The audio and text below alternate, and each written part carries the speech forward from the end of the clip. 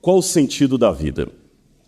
Você que está aqui nessa manhã deve perguntar sobre muitas questões filosóficas, aquelas famosas e clássicas indagações de onde eu vim, quem eu sou, para onde eu vou, etc. Nesta manhã eu queria deduzir com você sobre essa pergunta: qual, afinal de contas, é o sentido da vida? Por que você está aqui nesse momento? Qual o sentido da vida? Essa é uma pergunta que interessa a todos. Pode parecer até uma piadinha do Snoopy, não é? Para onde eu estou indo?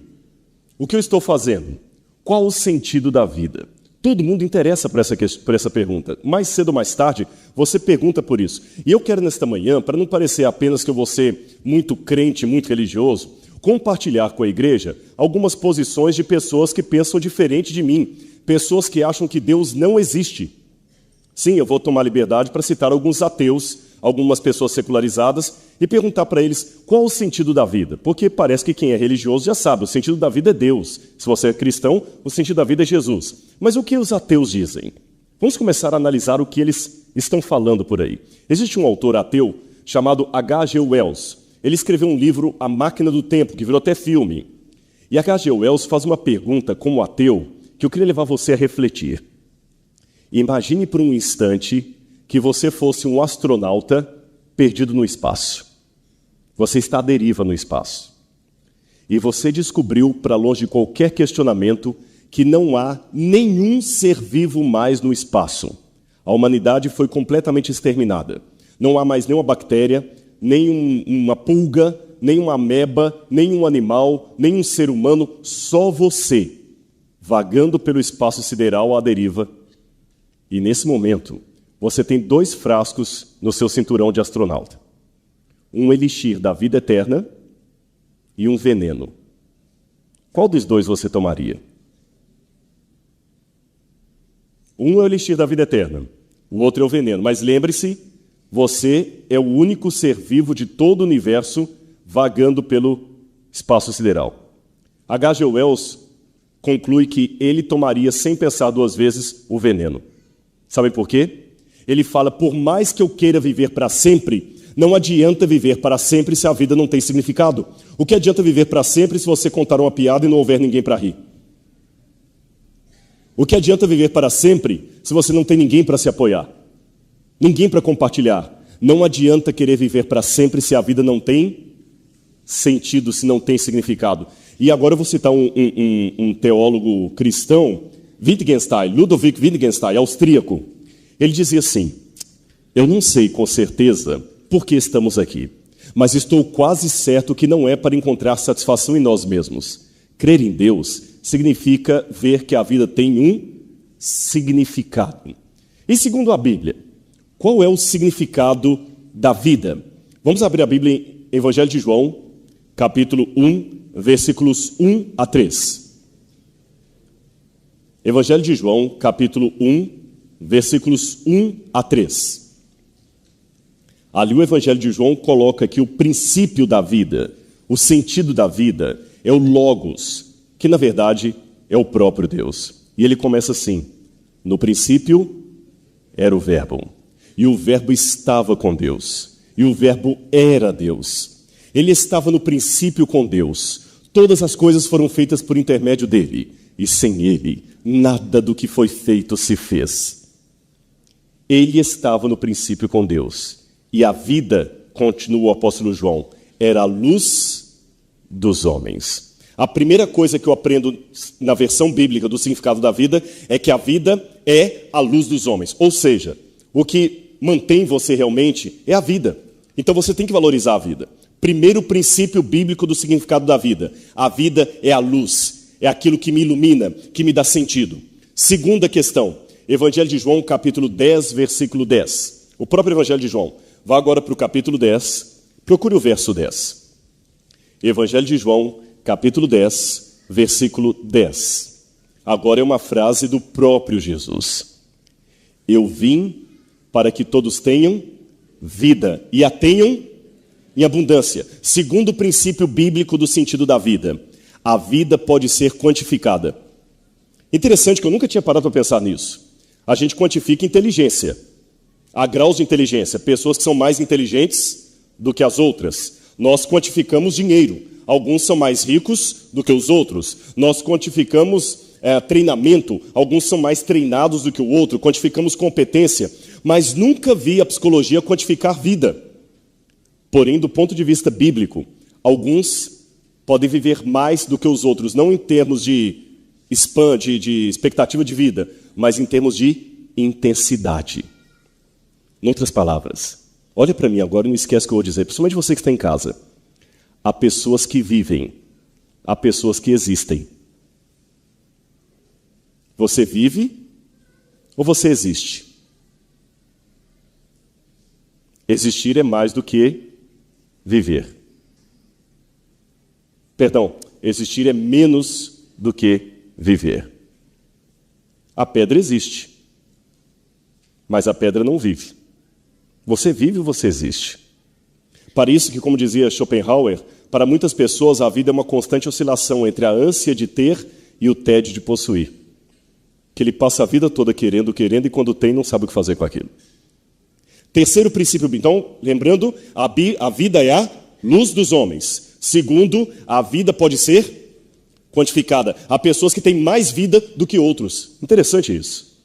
Terceiro princípio bíblico, Isaías 45, verso 18. Abra a Bíblia e procure lá. Isaías 45, verso 18. A Bíblia diz sobre a criação da terra, e o comentário do profeta assim anuncia: Eu, Senhor, não criei a terra para que fosse um caos, mas para que fosse habitada. Essa palavra caos, no hebraico, é a palavra terrom, significa o vazio, a nulidade, o nada.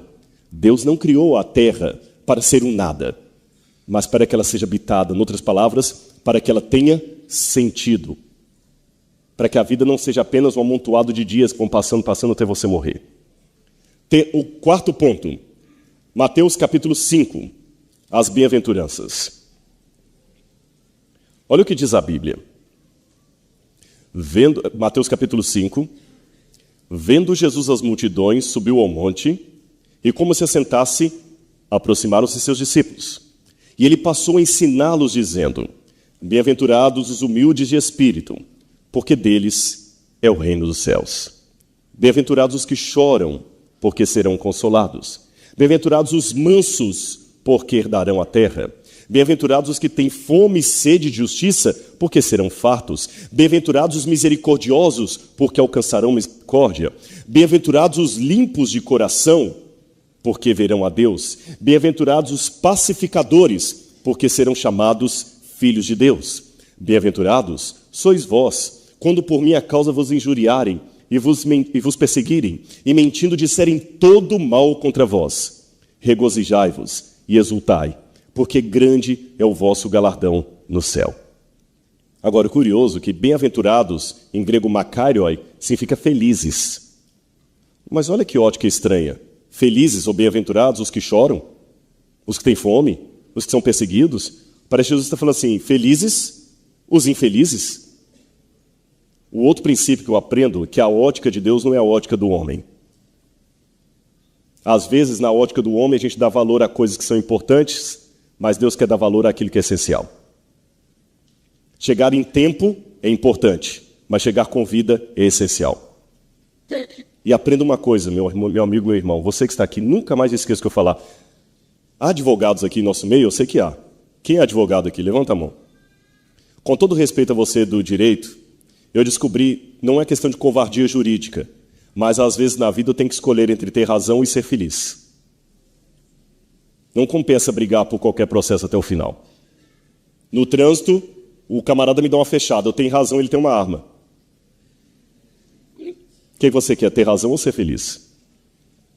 Mais um detalhe, Eclesiastes capítulo 12, eu não vou ler esse texto aqui, mas só vou mencionar para vocês. Em Eclesiastes, várias vezes o autor, o sábio Salomão, dizia, porque muitas vezes tudo é vaidade e vaidade, correr atrás do vento.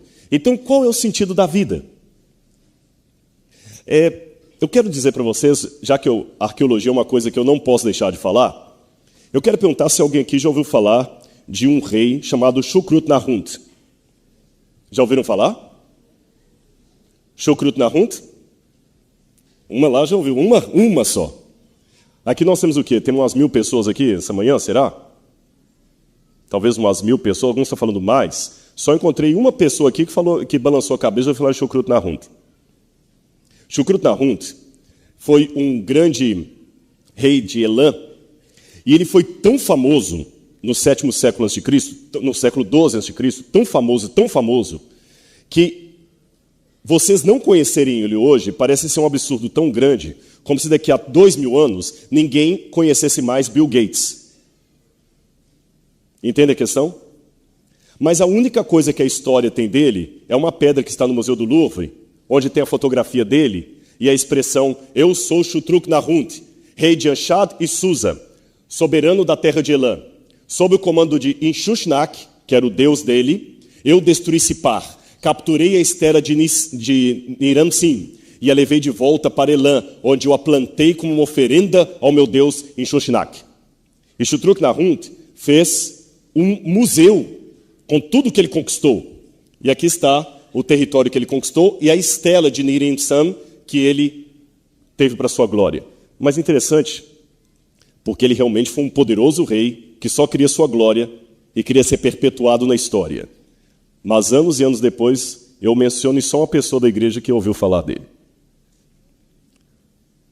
E não pense que, mesmo na Universidade de Chicago, eu fiz menção dele para alguns alunos de assiriologia e nem eles sabiam quem era Shukrut Nahunt. Nem eles. O que eu aprendo com isso? Não adianta viver para sua própria glória e ambição, porque ambição e conquista sem contribuição não tem significado nenhum. E um dia tudo passa. Quer uma prova que tudo passa? Ninguém ouviu falar dele mais hoje. O que você está fazendo, está plantando? Para quem é? Quem vai lembrar de você depois que você passou? E quer ver um exemplo? Eu sei que aqui há pessoas cultas. Professores, empresários, médicos, advogados, gente com faculdade. Mas, mesmo por mais culto que você seja, você saberia dizer para mim, de cor, os últimos 5 prêmios Nobel de literatura, medicina, química ou física? Alguém que saberia me dizer de cor o nome dos 5 últimos prêmios Nobel? Ninguém? Então deixa eu mudar de área, talvez facilita. Alguém que saberia me dizer de cor os 5 últimos prêmios, os 5 últimos ganhadores do Oscar de melhor atuação, direção e roteiro? Ninguém também lembra o nome deles? Foi agora, gente. Há poucos anos. Ninguém se lembra? E os 5 últimos ganhadores do prêmio Pulitzer de jornalismo? Alguém saberia me dizer o nome deles? Não? Mas foi agora. Então vou facilitar. Vocês saberiam me dizer o nome de 5 pessoas que marcaram positivamente a sua infância quando você era uma criança? Você lembra até hoje? Quantos saberiam me dizer o nome de 5 pessoas que marcaram positivamente a sua vida? Praticamente todos. Por quê? Eu vou dizer a você por quê. Os prêmios passam, os troféus enferrujam e as medalhas, todo mundo esquece quem ganhou. Mas as pessoas que ficam na nossa memória são aqueles que realmente se importaram conosco. Você quer ser lembrado? Não procure o troféu nem a medalha. Procure influenciar vidas. Ninguém mais vai esquecer de você. O troféu que você ganha, pode ser até o prêmio Nobel, eles vão esquecer. Mas a pessoa que você influenciou, você vai ficar na vida dela para sempre.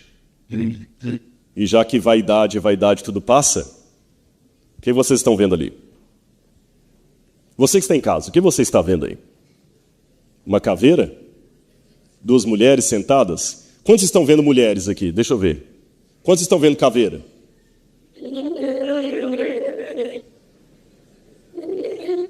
Não existe caveira nenhuma ali. Eu vi que até médico levantou a mão aqui, viu?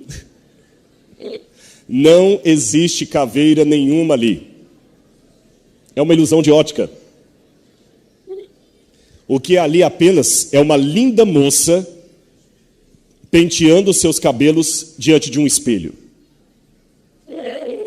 Mas o autor que fez esse quadro De propósito, o chamou de vanity, vaidade. Por que ele faz uma mistura entre uma moça jovem e bonita diante do espelho com o que parece ser uma caveira? Para mostrar duas coisas. Primeiro, que no fundo, todo mundo é igual. Todo mundo é uma caveira. E segundo, tudo passa. Vaidade, vaidade. Tudo é vaidade, é o que vai. Irmãos, tudo na vida é passageiro, com exceção do cobrador e do motorista. O resto é passageiro. Isso vale para todas as áreas da vida. Tudo passa. Então eu volto à pergunta: qual é o sentido da vida? Um jornal de psicologia lá dos Estados Unidos, da Universidade do Arizona, fez uma pergunta para várias pessoas sobre o que é a vida, pessoas que não têm religião. E achei curioso que a maior parte das pessoas diziam o seguinte: a vida é apenas algo para ser desfrutado, porque ela acaba. E houve uma outra pesquisa que foi feita também, com vários nomes da história, como o ex-presidente Thomas Jefferson, pegaram nos escritos dele, lógico que já morreu há muitos anos, e cantores atuais, como por exemplo Joplin, pegaram filósofos como Jean-Jacques Rousseau e vários outros, Oscar Wilde, Bob Dylan, e perguntaram e tentaram nos escritos daqueles que já tinham morrido e dos que estão novos, qual é o sentido da vida? E a maior parte deles diziam: não, a vida é apenas uma piada, algo que você tem que aproveitar porque vai passar. Interessante que, olhando as pessoas que não têm Deus, eu até admiro a sinceridade delas. Aliás, a própria Mary Roberts Reinhardt traduziu isso numa poesia onde ela falou que a vida, um pouco de trabalho, um pouco de sono, um pouco de amor e acabou. Eu não quero ser pessimista, mas olha para mim aqui agora e reflita um pouco. Vamos considerar por alguns segundos que não há Deus. Não há vida eterna. Apenas isso aqui que você está vivendo. Você já notou? Esqueça Deus, esqueça a vida eterna, pense apenas com a cabeça de alguém secularizado que não tem religião. Você já notou que você nasce condenado? Você vai morrer mais cedo ou mais tarde? Ou vai sepultar alguém que você ama? Ai, Rodrigo, desculpa, eu trouxe uma visita à igreja, você está falando uma coisa tão pesada. Não, mas é verdade, não é? Você veio aqui para ouvir conto da carochinha ou você veio para ouvir realidade? Eu acho que para ouvir coisas absurdas, você assistiria Velozes e Furiosos. Que lá realmente tem coisa que ultrapassa qualquer lei da sanidade. Porque o que eles fazem com o carro, qualquer física vira nada. Velozes e Furiosos é a fantasia. Na igreja eu quero dar a realidade. Por mais que você esteja feliz aí do lado da sua mãe e do seu pai, um dia você vai enterrar um deles ou vai ser enterrado por eles. Vai passar. Essas pessoas de mais idade que você está vendo do seu lado aí, um dia foram jovens como você. Até um dia que o corpo começa a não responder mais, aparecem dores que você não queria, e você nota que você não é eterno. E você vai morrer. E acabou tudo. A moda do seu tempo vai passar. Você parou para pensar nisso? E passa rápido, muito rápido. Quando você é criança, o Natal custa tanto a vir, demora a vir seu aniversário, depois que você faz 40 anos. Você lembra que a gente se encontrou? Nós já tem 3 anos. O tempo parece que acelera. E a vida é só isso? Viver e morrer? Por isso que as pessoas hoje, por estarem tão angustiadas em não conseguirem encontrar o sentido da vida, estão agora procurando uma vida alternativa. Por isso que hoje, viver virou sinônimo de possuir. As pessoas compram, querem, consomem, e a mídia faz isso. Não precisa ir longe. A propaganda, muitas vezes, quer convencer você a nunca estar satisfeito com o que você tem. Você tem o iPhone 5, eles lançam o 5S. Você compra o 5S, eles lançam o 6. Você tem o 6, eles lançam o 6S. Para você estar sempre mudando, que você nunca pode estar satisfeito com o que você tem. Você tem sempre que cobiçar o que está na Apple. O bom é o que você ainda não tem. Uma maneira de consumir. Consumir. As coisas hoje são... É por isso que alguém falou que propaganda é uma maneira inteligente de convencer você a comprar aquilo que você não precisa, com o dinheiro que você não tem, para mostrar a quem você não ama aquilo que você não é. É consumir. Por isso que eu citei a princípio a frase de Schopenhauer. Para muitas pessoas, o que é a vida? A vida, nós somos apenas marionetes dos nossos próprios desejos. E a vida, o que é senão um balanço entre a ânsia de ter e o terrível tédio de possuir. Nós estamos enfadados. Temos. Nunca tivemos tanta comida. E ninguém tem tanto prazer hoje para comer. Vocês notaram? As pessoas hoje não têm prazer para comer, tem vício. Ele quer comer e se sente mal depois. Está pesado. Estou engordando. Estou com a consciência pesada.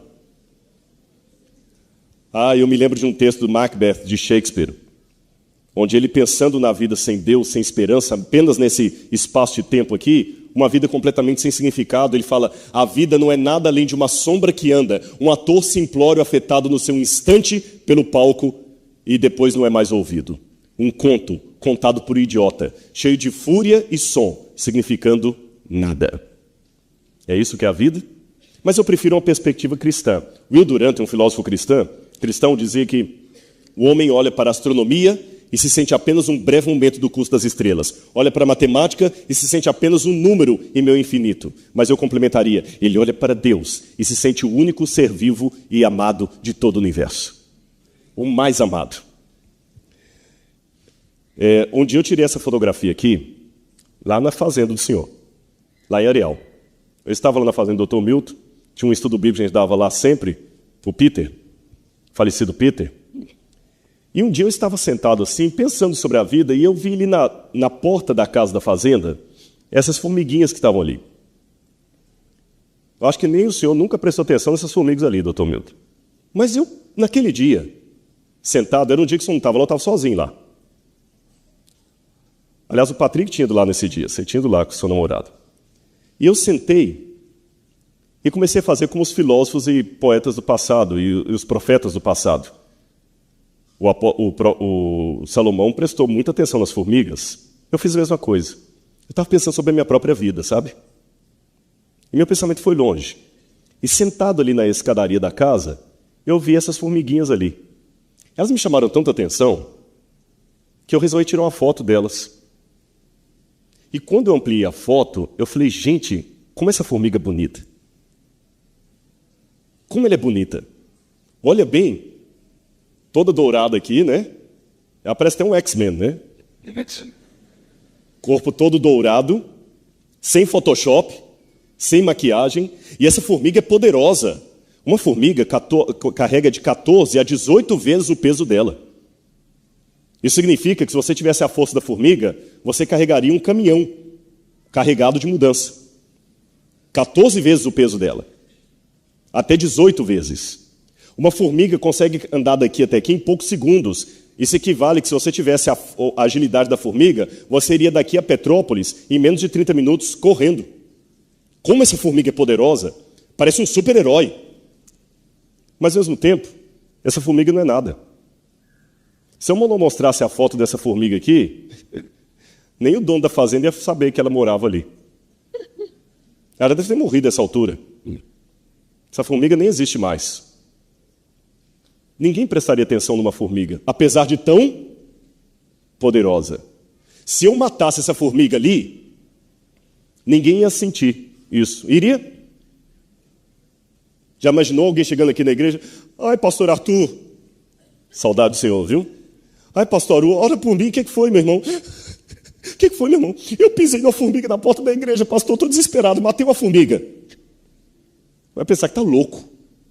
A morte de uma formiga faz diferença? Ela é tão pequenininha, não é? É ou não é? Mas agora olha isso aqui. Isso é uma foto do planeta Terra tirado de Marte. Se aquela formiga é tão pequena que não faz falta, proporcionalmente falando, quem é você perto do universo? Consegue ver o Rio de Janeiro ali? Eu vou ajudar vocês. A Terra fotografada de Marte é tão pequena que aqui existe uma ampliação do planeta Terra. É isso aqui, ó. Estão conseguindo ver a barra, Botafogo ali? Nem a barra, nem Botafogo? Você é aquilo ali. Se aquela formiga na fazenda não era nada, Imagine você no universo. Até a Terra não é nada. Eu não sei que horas costumam terminar o culto aqui. Se eu levar até 10 para meio-dia, tudo bem para vocês? Sim ou não? Não, tranquilo. Não, eu sei. Por que eu estou preocupado isso, doutor Noé? Tem muita visita na igreja. Eu já falei isso algumas vezes. O meu receio é que a visita vem pela primeira vez que alguém convidou. Aí chega o pregador e fala assim, eu vou contar aqui 140 razões pelas quais eu sou um adventista. Aí, imagina o pastor Jonas pregando ali, viu, Agnes? 140 razões porque eu sou um adventista. E depois de 40 minutos ele está na razão número 3. Desse jeito a visita nunca mais volta, nem se o Papa vier falar aqui. Viu? Então fiquem tranquilos. Como é que é o negócio aqui, doutor? Até meio-dia? Então tá bom, eu tenho recomendação médica para falar até meio-dia. Vamos tentar ir até 10 para meio-dia, meio-dia. Aí todo mundo fica tranquilo, as crianças ficam tranquilas, ninguém vai ficar com fome. Tranquilos? Eu gosto que as crianças são sinceras, viu? Então vamos lá. Não sei se ele fez assim porque eu vou falar até meio-dia ou porque eu falei que ninguém vai ficar com fome, viu? Aí porque eu vou falar até meio-dia? Então está bem, viu? Gostei de você, viu, rapaz? Vai ser arqueólogo.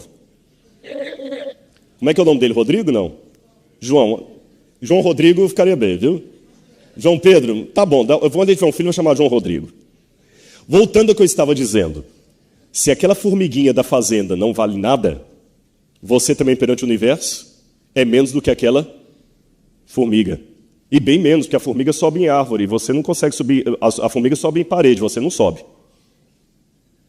Agora, a pirâmide de Maslow, ela traz, quem já estudou a pirâmide de Maslow sabe as necessidades básicas do gênero humano. Eu acho que a pirâmide de Maslow faltou um detalhe. Ele fala que nós precisamos de realização pessoal, estima, amor e relacionamento, segurança e necessidades fisiológicas. Mas a pirâmide de Maslow esqueceu de uma coisa muito importante. E antes que você pense que eu vou falar como crente, preciso de Deus? Não. Nem vou responder de maneira teológica. A pirâmide de Maslow esqueceu de falar que nós precisamos de significado, de sentido. Lembra que eu falei com vocês do astronauta no espaço? Não adianta viver para sempre. Eu tenho que ter uma vida com significado. Vou citar 2 autores ateus, Edmund Cook e Albert Camus. Edmund Cook dizia, sabemos que não vamos viver eternamente. 2 ateus. Sabemos que não vamos viver eternamente, mas sempre temos a expectativa de vida. Mesmo você sabendo que vai morrer, você não consegue se imaginar morto. Até quando você se imagina morto, você se imagina vendo você morto. É assim ou não é? Tanto é que eu lembro de uma história que uns homens estavam conversando uma vez do que eles gostariam de ouvir no funeral deles. Filosofando sobre a vida. E o primeiro falou assim, eu no meu funeral, eu gostaria que dissessem diante do meu caixão, ali está um homem que foi um verdadeiro pai de família. Isso que eu gostaria que falassem diante do meu caixão. Outro bonito. E você, fulano? Bom, eu como sou solteiro, eu gostaria que falassem diante do meu caixão, aí está um homem que foi bem-sucedido na vida. Aí está um homem que foi bem-sucedido na vida. Isso que eu gostaria que falasse no meu caixão. O terceiro, que era político, falou, eu gostaria que dissesse no meu caixão, aí está um homem que foi honesto na política. Vocês estão rindo por quê? Eu não entendi. É que cheguei dos Estados Unidos quinta-feira, eu estou... Mas o quarto estava assim, meio calado, e eles perguntaram assim, e você, fulano? O que você gostaria que falassem diante do seu caixão? Bem, para ser honesto com vocês, eu gostaria que dissessem assim, ele mexeu.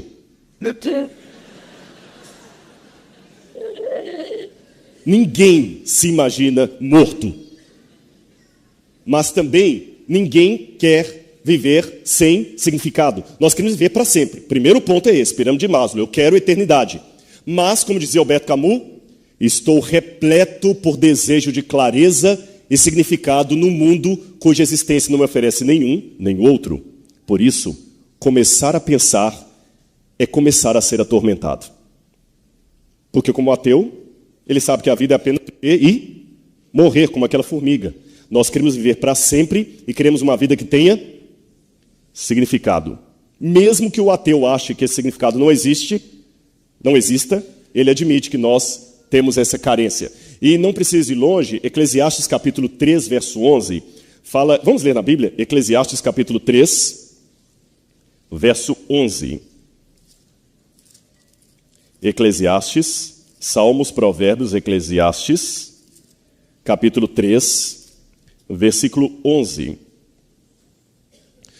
Tudo fez Deus formoso no seu devido tempo, e também pôs a eternidade no coração dos homens. Essa palavra eternidade no hebraico é mais forte do que eternidade, a palavra olam. Olam significa a vontade de inteireza, de completude, de ter uma vida eterna, mas com significado. Em outras palavras, nós temos um vazio com a forma de Deus. Mas como eu estou sempre seccionando meu sermão entre a opinião bíblica, teológica e a opinião dos ateus, eu vou citar um ateu do passado, Xenófanes. Xenófanes, criticando a religião, dizia no 6º século a.C. que se os bois e cavalos tivessem mãos e pudessem pintar e produzir obras de arte, os bois pintariam os deuses na forma de bois e os cavalos pintariam os deuses na forma de cavalos. O que Xenófanes quis dizer com isso? Que Deus é uma coisa que o ser humano cria para preencher a sua expectativa. Bom, Santo Agostinho de fato admitiu que nós temos um vazio com a forma de Deus no nosso coração. Tu, ó Deus, nos criastes para ti mesmo, e nosso coração não encontrará repouso enquanto não descansar em ti. Aí um teólogo chamado Karl Rahner, do século XX, fez uma pergunta psicológica à fala de Agostinho e perguntou: por que o coração está inquieto? Existe um formato de Deus, existe um vazio com a forma de Deus em seu coração. Mas e o que os ateus dizem, Rodrigo? Será que nós projetamos Deus mesmo? O Freud dizia isso. Você sabe que Freud dizia que Deus é apenas uma exteriorização de um desejo ardente que nós temos de um Pai Celeste protetor. Freud dizia, na psicanálise, que como nós temos a necessidade de um Deus, nós criamos esse Deus, já que Deus não existe. Mas espera aí, isso não faz sentido para mim. Sabe por quê? Aproveitando que há pessoas da área de saúde aqui, deixa eu fazer uma pergunta de leigo, eu não sou médico. O organismo tem necessidade de algumas vitaminas, A, B, C, D, E, correto? E toda vitamina que meu organismo precisa existe em algum canto da natureza, certo ou errado? Eu pergunto aos médicos, existe alguma vitamina que o meu corpo precise e que não exista na natureza? Existe?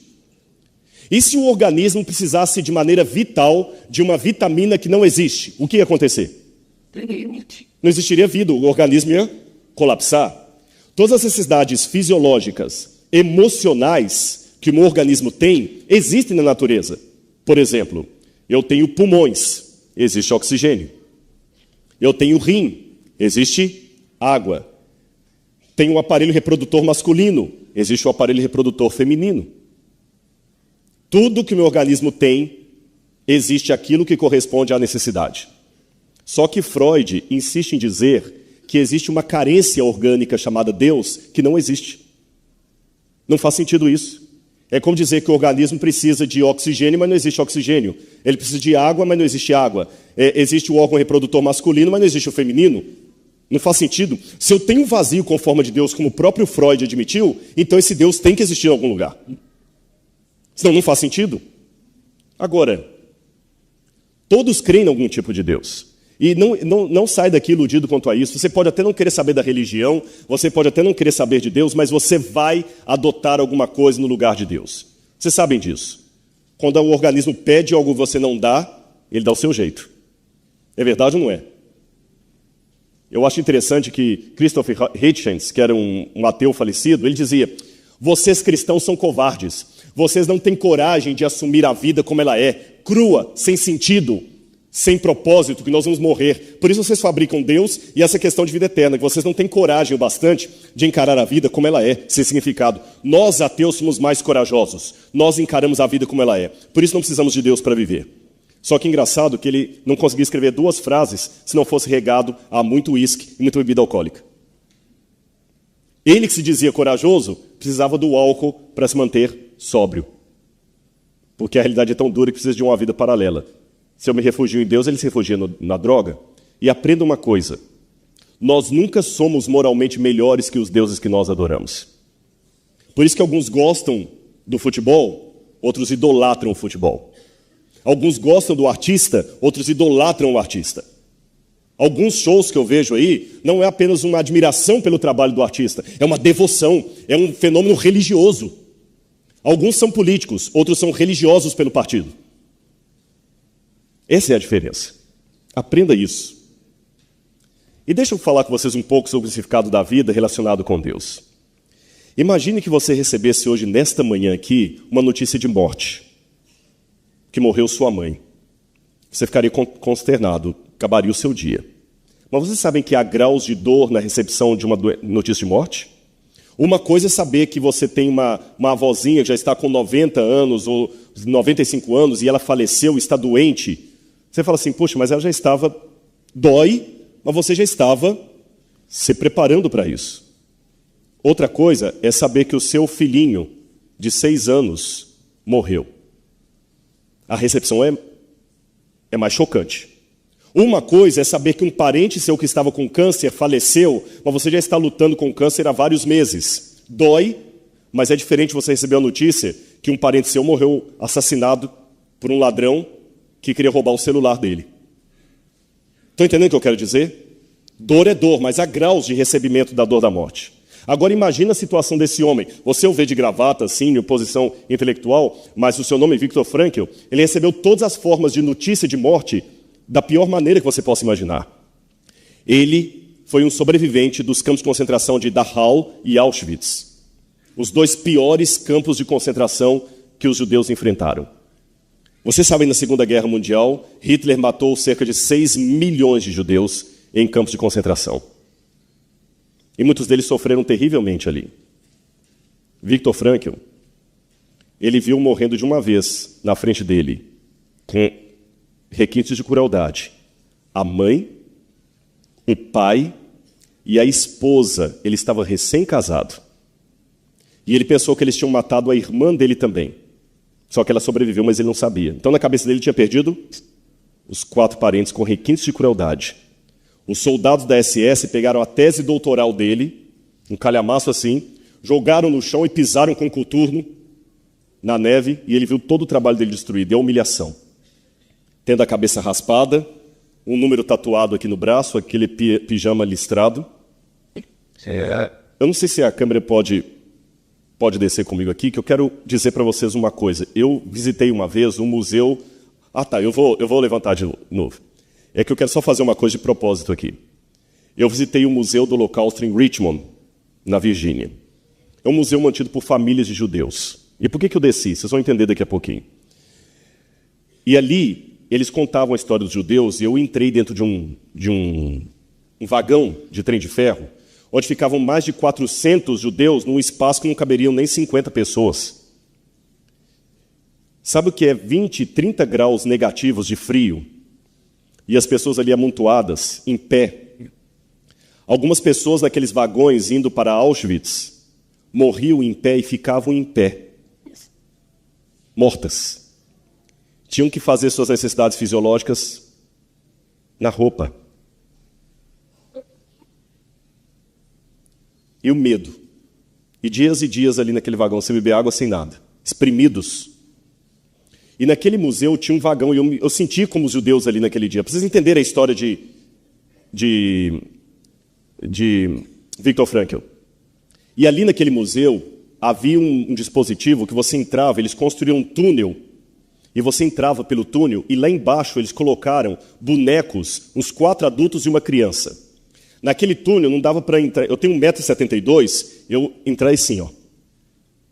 E lá no meio, aqueles 4 adultos e uma criança, os bonecos. A criança em pé, com uma bexiga, um balão, e os adultos sentados. A história daquele túnel representava uma família da Europa de judeus que foi escondida numa fazenda. O dono fez um túnel para esconder aquela família de judeus. Irmãos, eles ficaram por mais de 4 meses ali sem ver a luz do sol. A comida, quando não tinha agentes da SS passando, ou da Gestapo, alguma coisa assim, o dono da fazenda jogava alguma comida para eles assim e fechava a tampa falsa. Eles iam engatinhando e pegavam. Não podiam acender luz ali para se aquecer, daquele frio terrível, porque senão o fogo ali de baixo, além de da fumaça denunciar, eles morreriam asfixiados. não podia ter iluminação, às vezes uma lanterna, não mais do que isso. E a única coisa que eles tinham para passar dias e dias no escuro ali, por meses, era contar baixinho histórias do povo de Israel, da Bíblia, e entreter aquele único garotinho com o balãozinho que ele tinha feito de bexiga de porco. Depois que eu vi aquela cena que eu saí, havia um velho sentado numa cadeira. E ele falou assim, ei, você, o que você viu lá embaixo? E eu até emocionado já assim, eu falei, olha, uma cena triste. Me conte. Eu pensei, pela idade não devem ter deixado ele descer ali. Eu falei, eu vi uma cena de uma família assim da Europa. Ei, que mais? Quantas pessoas eram? Tantos. E ele ficava empolgado. Mas qual era a cor do cabelo deles? Era assim. E o menininho, o que ele tinha na mão? Isso. E qual era tudo? Isso. E depois eu falei assim, o senhor está me fazendo perguntas como um vestibular aqui. E depois que ele me perguntou um monte de coisas, eu falei, é isso que eu vi lá embaixo. Ele virou e falou assim, você aprendeu bem a lição. E botou a mão no meu ombro e falou assim baixinho, eu era aquele menininho. Se eu tivesse um celular naquela época, porque eu que queria ter tirado uma foto com aquele senhor. Você pensou o que é isso? Sabe, às vezes na vida eu penso que a gente reclama sem perceber que coisas que você tem na sua rotina são o desejo ardente de muitas pessoas ao redor do mundo. Ninguém aqui está emocionado porque vai almoçar daqui a algumas horas. Mas já pensou que muita gente ao redor do mundo não sabe o que vai comer? Ninguém aqui está emocionado porque vai chegar em casa e vai ter um colchão. Você nem percebe, faz parte do seu dia a dia. Viktor Frankl enfrentou isso. Se você estivesse no lugar daquele velhinho de Viktor Frankl, vendo sua mãe, seu pai, sua esposa morrendo de uma só vez, tendo seu trabalho destruído, sendo humilhado, que sentido teria a vida para você? Mas Viktor Frankl descobriu o sentido. Ele percebeu que buscar um sentido para a vida é o que o faria sobreviver. E sabe qual foi a técnica que ele fez? Em primeiro lugar, ele se apegou a Deus. E em se apegar a Deus, ele ficou preso, propositadamente, à boa memória daqueles que o amou, que o amaram. Por que ele fez isso? Ele falou, se a minha esposa estivesse viva, se o meu pai estivesse vivo, eu queria que ele sobrevivesse. Então eu sei que ele vai querer que eu sobreviva. E em homenagem a eles eu vou sobreviver. Enquanto muitos judeus trocavam o prato de comida por um último cigarro ou por um momento de sexo e prostituição, Viktor Frankl se alimentava o máximo que ele podia, porque ele falou, eu vou sobreviver. E ele tentava gastar o seu tempo lembrando a tese doutoral que foi jogada fora e falando assim, se algum dia eu sair daqui, eu vou preparar o mundo para que Auschwitz e Dachau não aconteça nunca mais. E ele procurou um significado da vida. E quando ele saiu dali, ele criou a terceira escola de psicanálise de Viena, chamada logoterapia. E eu falo com vocês aqui, dou meu testemunho em público nesta manhã. Eu botei em prática o que Viktor Frankl falou. E funcionou para mim. E sabe o que eu descobri? Sabe como é que a vida tem significado? Que é o segredo aqui agora, abaixo de Deus? Você está passando algum problema? Eu vou te falar qual é o seu grave erro. Imagine que o seu problema é uma moedinha. Moeda não compra nada. Mas uma série delas dá para comprar qualquer coisa. Se você imaginar que a sua vida é uma série de moedas colocadas uma atrás da outra, se você olhar apenas uma moeda, você não vai ver sentido. Mas se você olhar a fileira, você vai ver sentido. O que eu quero dizer com isso? Se você olhar apenas o seu problema, o seu momento, o seu instante, você vai se revoltar com Deus. Você não vai ver significado, você não vai ver resposta, você não vai ver luz no fim do túnel. O meu conselho, como falou Viktor Frankl, olhe a vida como um todo. E você vai perceber que aquele momento não é isolado, e aquele momento em conjunto com outros vai te revelar o que Deus me revelou. Meu filho, eu ainda estou cuidando de você. Eu dou um depoimento aqui de pessoas que estão aqui nessa manhã, que eu amo muito e que representaram um grande papel na minha vida. Mas eu só consegui enxergar essas pessoas o dia que Deus me ensinou, através de Viktor Frankl, a não olhar apenas uma moedinha. Quando você olha só um instante, você não percebe quantos anjos Deus coloca na sua vida para cuidar de você. E como essa igreja cuida da gente.